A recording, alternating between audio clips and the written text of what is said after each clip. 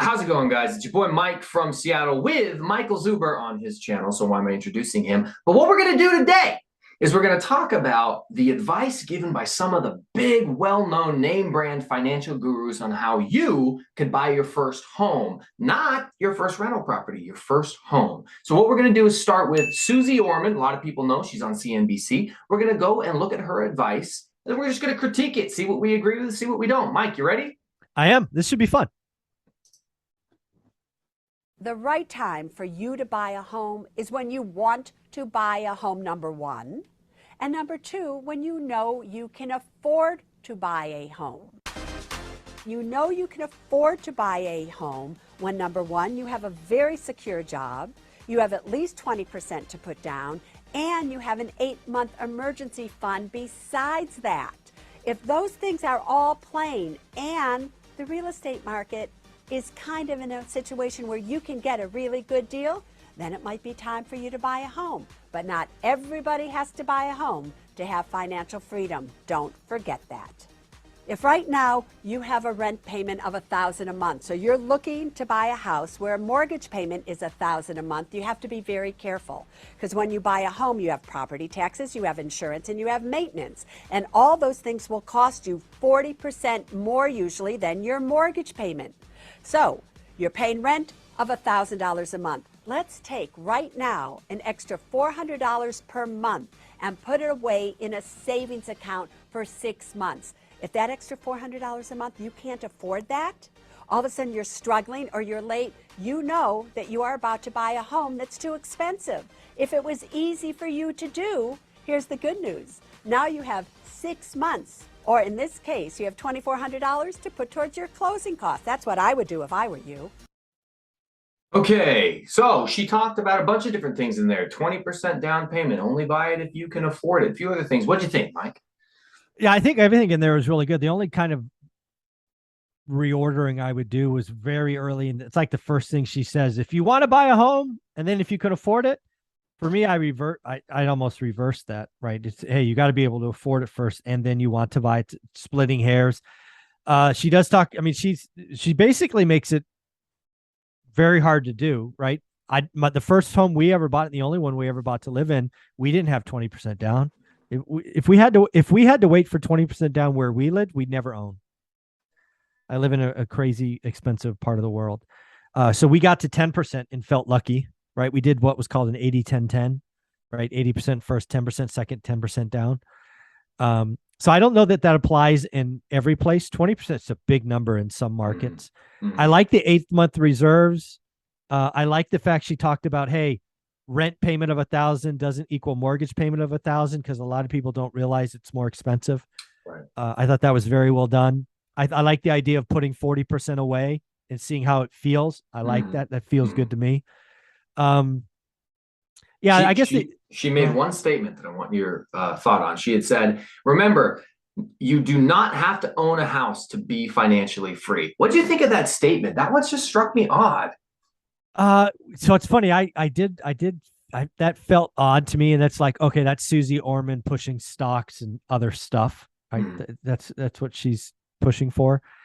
While again, I think it's factually correct when you look at the average American population.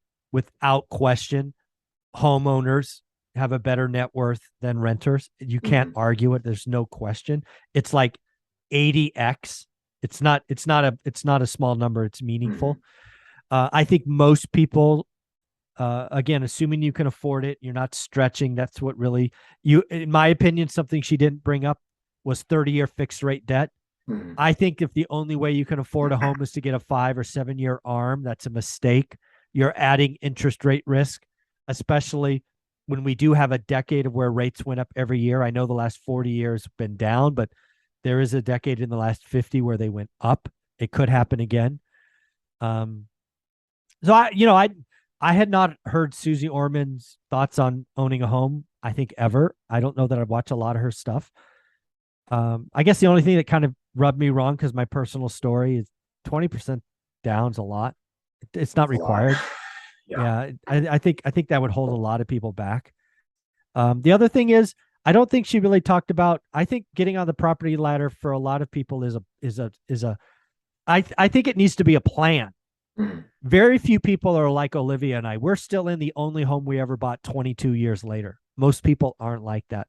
Most people can use, whether it's house hacking or just buying your first home and then making a rental, buying another home, making a rental, buying another home. I think if it's part of your plan, getting in for 5% makes sense. Mhm. Zero down if you're a vet could make sense, but you got to be financially secure. I think having a good, safe job that you can count on is good. Emergency reserve is good. The only thing that kind of felt weird was that 20%. Yeah, and I put 5% down for my first house hack. I know most people do put less than 20% down. I think a lot of the theory behind why you want to do 20% so you can avoid the PMI, which is an extra couple $100 a month.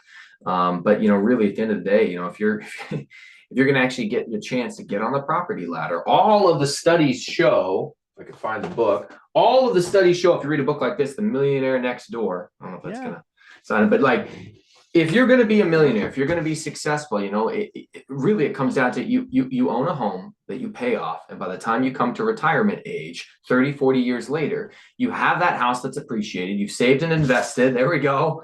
There we go. Smart guys. That's just what the studies show. And I think Dion and I discussed this just the other day, that the individual who hits retirement, who's got a paid off home, has like a $700,000 net worth on average. And the individual who does not own a home at retirement has a $6,000 net worth on average, which is catastrophic. I mean, it's just heartbreaking to hear. So, yeah. So again, I think everything she had there was okay. Just 20% is a lot. I don't know that we ever owned if that was what required. So again, and then have a plan. I think a lot of people with YouTube University following your model, right? You're now in Business Insider. You could house hack and you can use that as a way to build wealth. So have a plan. All right, let's see what Dave Ramsey has to say. All right. So let me give you a couple things you need to do. Don't buy a house until you're debt free and you have your emergency fund, and then you save up your down payment. And that's what we do. Ding, ding, just like that. And then when you do buy a house, I love the 100% down plan. And people are doing it, by the way. I recommend that. But if you're not going to do that, here's the most you should borrow. And it's the only thing I don't yell at you for borrowing, but I would prefer you didn't borrow, or that you borrow less, and get it paid off as soon as possible. But the most you should borrow is a home on a 15-year fixed rate where the payment is no more than a fourth of your take-home pay. So don't buy a home until you're debt-free, have your emergency fund plus a down payment on a 15-year fixed rate where the payment's no more than a fourth of your take-home pay. And when you pick a real estate, do not do real estate DIY.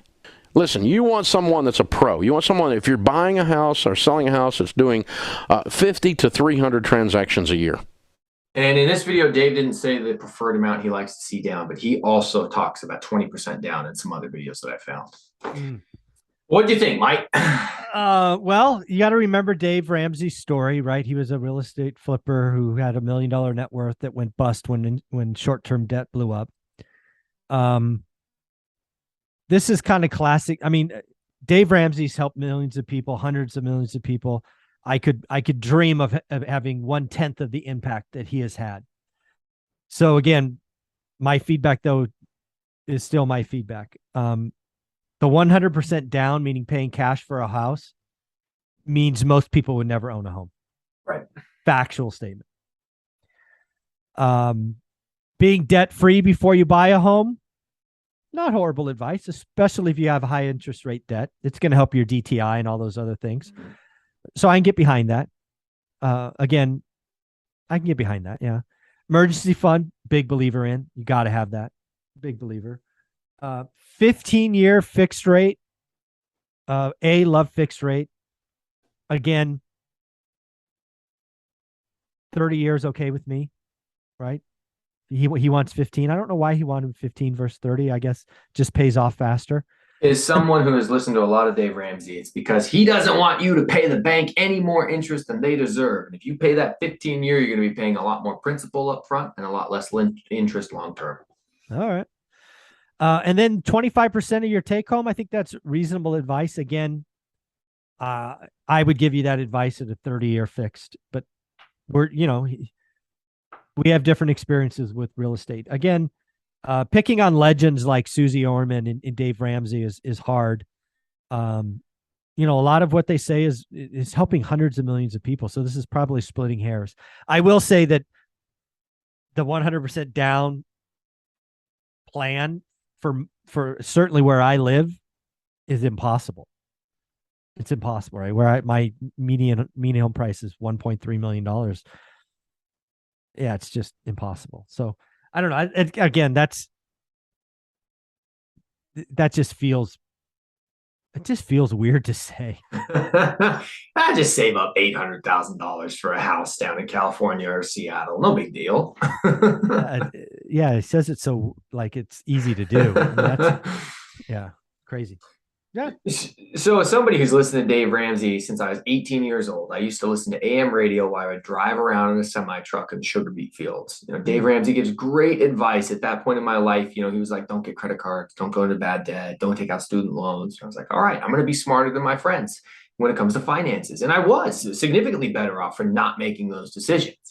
And of course, as I got older and started learning about real estate investing, I realized that he gives great advice to stay out of debt, great advice to people who don't have impulse control, and he gives great advice to someone who wants to take the most conservative approach to building wealth that there is. If you're the type of person who's just too stressed out by risk, dude, he's a great guy to follow, and he's going to get you there. It's going to take longer, but you will get there. But for me, I wasn't as afraid of risk, and that doesn't mean I'm taking out ridiculous risk and being irresponsible. I think that I'm still extremely conservative. But I have a 30-year fixed rate mortgage. I get debt that's at 30-year fixed rate mortgage on my rental properties. I've used a home equity line of credit to buy rental properties, to do remodels and do a BRRRR strategy. None of these things Dave Ramsey would recommend.